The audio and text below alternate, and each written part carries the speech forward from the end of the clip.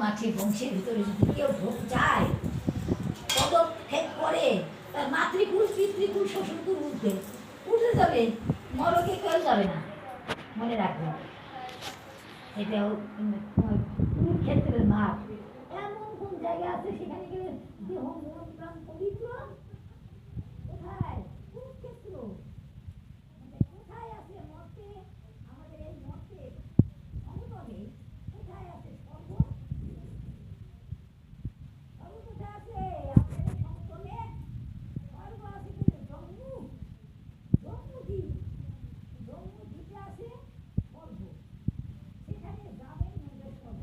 আরে স্বর্গে আছে আর আমার করতে যাব না। এই রকম সে জম্মুদ্বীপ আর বৈষ্ণবী মাতা এখন ভগবানের নাম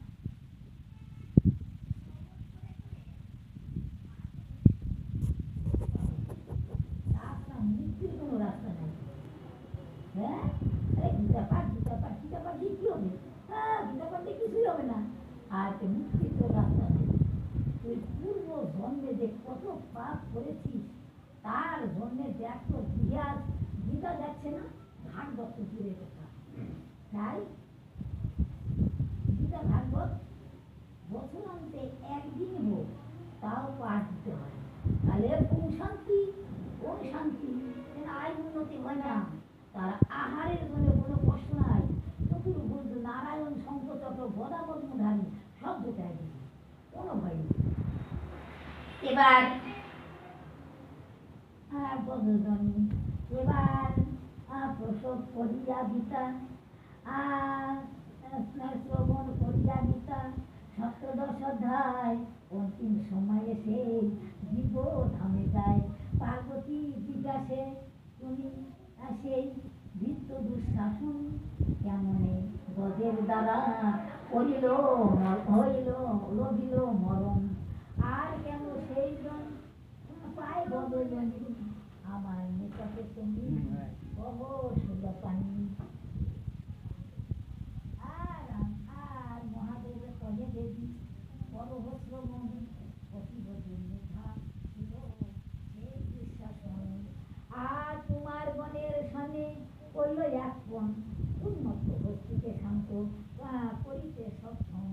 তবে তাহাদের সঙ্গে হস্তিকে করি হস্তিতে আঘাত করল অতি গর্ভ করি। সবার নিষেধ বাক্য না করি শ্রবণ, আর কহিল কর্কশবাণী সেই দুঃশাসন। আর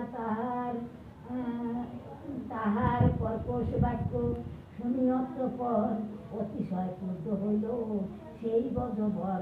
ক্রোধে কম্পমান মানে পদ ফলিত ফলন হইলে আর রাজপুত্র বন তাতে পরে ধরা চলে।